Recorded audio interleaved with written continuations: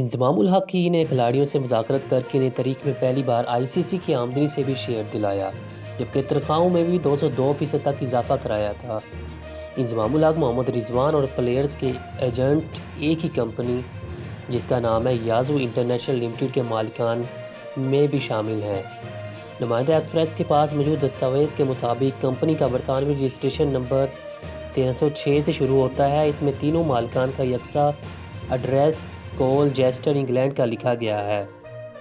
اور اگر شیئرز کی بات کر لی جائے تو کمپنی میں تینوں کے شیئرز 25% سے زائد ہیں۔ دلچسپ بات یہ ہے کہ انضمام پی سی بی سے 25 لاکھ یعنی 25 لاکھ روپے ماہانہ تنخواہ بھی وصول کرتے ہیں۔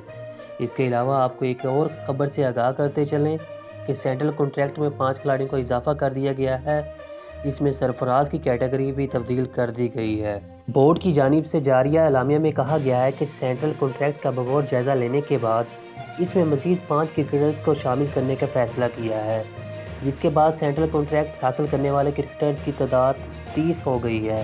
یاد رہے کہ 25 کرکٹرز کی پچھلی لسٹ کو نجم سٹی کی سربراہی میں قائم مینجمنٹ کمیٹی نے منظور کیا تھا۔ ان کرکٹرز کو 3 سال کے لیے کنٹریکٹ دیے گئے۔ مزید یہ کہ سینٹرل کنٹریکٹ میں جن 5 کرکٹرز کا اضافہ کیا گیا ہے، ان میں ابرار احمد سی کیٹیگری میں، نعمان علی سی کیٹیگری میں، طیب طاہر ڈی کیٹیگری میں، عامر جمال ڈی کیٹیگری میں اور راشد اقبال ڈی کیٹیگری میں شامل کیا گیا ہے۔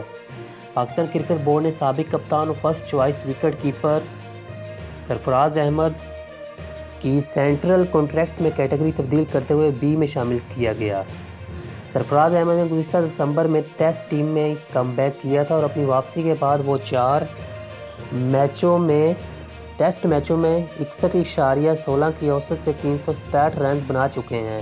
وہ نیوزی لینڈ کے خلاف ہوم سیریز کی 4 اننگز میں 1 سنچری اور 3 نصف سنچریاں بنا کر پلیئر آف دا سیریز بھی قرار پائے تھے۔